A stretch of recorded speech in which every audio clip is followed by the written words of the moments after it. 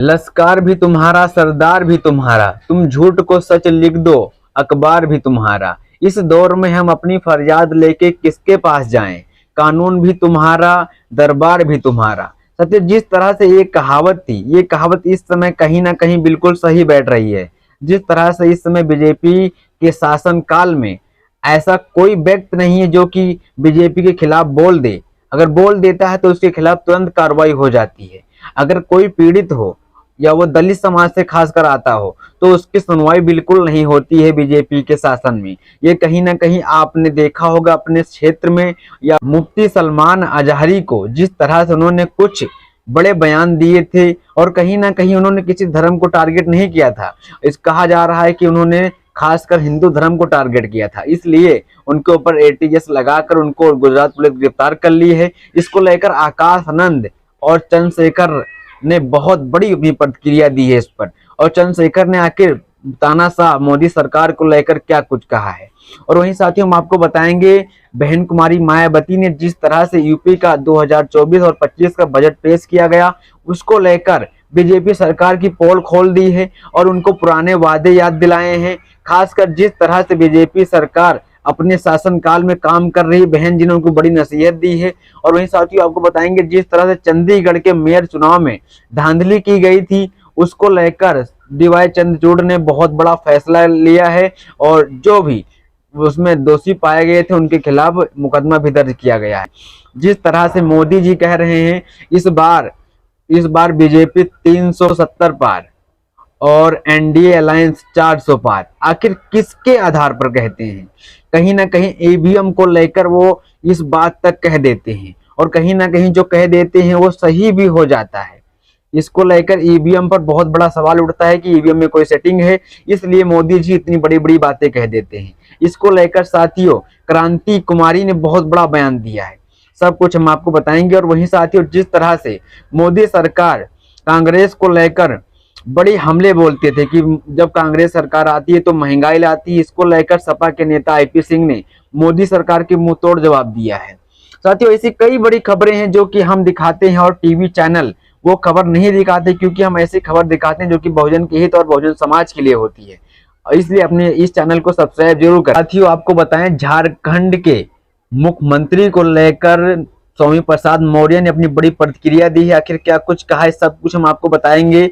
और वहीं साथियों आपको आशुतोष बुद्ध बैठे थे उनके समर्थन में और कहीं ना कहीं उनके ऊपर आरएसएस का हमला हुआ है और आरएसएस ने उनके ऊपर चाय फेंक दी, उसके बाद उनकी लाठी से पिटाई की। आखिर क्यों दलित के साथ ऐसा किया जा रहा है, इसको लेकर बहुत बड़ा बयान दिया है द मूक नायक ने। सब कुछ हम आपको साथियों सबसे पहले आपको बता दें चंद्रशेखर ने बहुत बड़ी अपनी प्रतिक्रिया देते हुए लिखा, लश्कर भी तुम्हारा सरदार भी तुम्हारा, तुम झूठ को सच लिख दो, अखबार भी तुम्हारा। इस दौर के फरियादी जाए तो कहाँ जाएं, कानून तुम्हारा, दरबार तुम्हारा।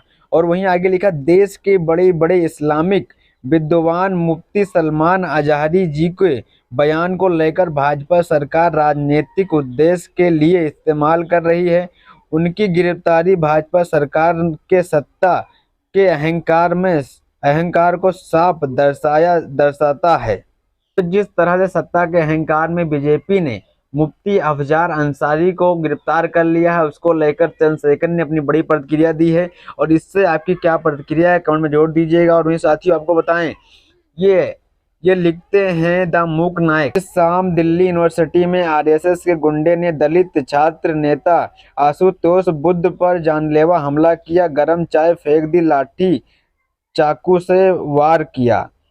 साथियों किस तरह से आपने देखा दलित समाज के अगर कोई वहां पे आंदोलन करता है तो उसके आंदोलन को भी संपूर्ण नहीं होने देते आरएसएस के जितने भी लोग हैं और उनके खिलाफ उनको ऊपर चाय फेंक दी, उनको लाठी से मारा भी गया। बहन जी ने लिखा, उत्तर प्रदेश सरकार द्वारा आज सदन में पेश वर्ष 2024-25 का बजट पार्टी के चुनावी हित का ज्यादा व व्यापक जनहित एवं जन कल्याण का कम लगता है। सरकार की विभिन्न घोषणाओं, वादे और दावों अपनी जगह, किंतु क्या विकास संबंधी सरकार के पिछले सारे वादे पूरे हो गए, इसका भी मूल्यांकन जरूरी है। ये बहन जी ने अपने पहले ट्वीट में लिखा। बहन जी ने साफ तौर पर उनसे पूछा जो आपने पहले वादे किए थे कि आपने वो वादे पूरे कर दिए।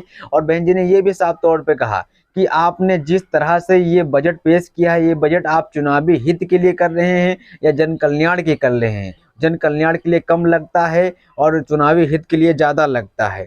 और वहीं बहन जी ने लिखा, यूपी सरकार सर्व समाज के हित, विकास व कानून व्यवस्था के संबंध में जितने भी दावे और वादे बजट में करती है उसका सही से अनुपालन जरूरी है, तभी राज्य के लोगों की अपार गरीबी, बेरोजगारी व पिछड़ापन आदि दूर हो पाएगा, जिसका फिर सीधा प्रभाव देश के विकास और यहाँ के लोगों की उन्नति पर पड़ेगा। साथियों, बहन जी ने सीधा राज्य के जो भी बड़े बड़े आपने वादे किए हैं उन वादों को पूरी तरह से अनुपालन करें और उनका पूरा करें। बहन जी का यही संदेश है। कोई भी पार्टी हो, बहन जी ये नहीं कहती कि हम ही हों, बहन जी ये कहती हैं आप बेरोजगारी, गरीबी और अपार जो भी जितने भी पिछड़ापन है सब दूर करें। कोई भी पार्टी हो और समाज को सही राह पर, सही डगर पर चलाए और उनके सुख दुख में उनके साथ रहे, ऐसी पार्टी होनी चाहिए। ये बहन जी ने अपने बयान में लिखा है। साथ ही इस पे आपकी क्या प्रतिक्रिया है जरूर दीजिएगा। और ये साथियों आपको बताएं, कुमार ने लिखा, बीजेपी को अनुमान है उससे लोकसभा में 370 से ज्यादा सीटें आएंगी और एनडीए को 400 पार। प्रधानमंत्री नरेंद्र मोदी जी ने कहा, केवल 100-125 दिन बाद हम लौट रहे हैं। समझ नहीं आ रहा इतने कॉन्फिडेंट से विपक्ष के अब आपसी मतभेद से आ रहा है या ईवीएम मशीन के बल पर आ रहा है। नरेंद्र मोदी जी को कौन हरा सकता है?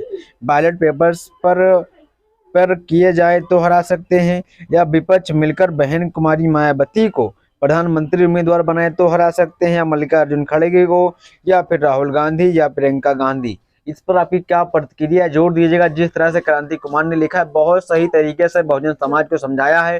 क्यों आखिर किस तरह से ये दावे करती इस बार 400 पार, 500 पार, आखिर ऐसा क्यों नहीं होता और क्यों आखिर बिल्कुल वैसा सटीक हो जाता है?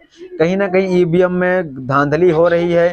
और वहीं साथियों आपको बताएं, अखिलेश यादव ने लिखा, चंडीगढ़ मेयर चुनाव में हुई धांधली को माननीय सुप्रीम कोर्ट ने लोकतंत्र की हत्या बताया है और संलिप्त पीठासीन अधिकारी के खिलाफ मुकदमे की बात भी की है। सच तो यह है कि उस अधिकारी के ऊपर के भी सभी अधिकारी व सत्ता अधिकारियों के विरुद्ध भी ऐसी कार्रवाई हो जिसे पूरे देश के अधिकारी व भ्रष्टाचारी सत्ताधारी देखें और गलत काम करने से पहले उनके हाथ रुक जाएं। ये जिस तरह से अखिलेश यादव ने लिखा है, बहुत सही तरीके से बीजेपी सरकार को सीधा निशाने पर लेते हुए कहा।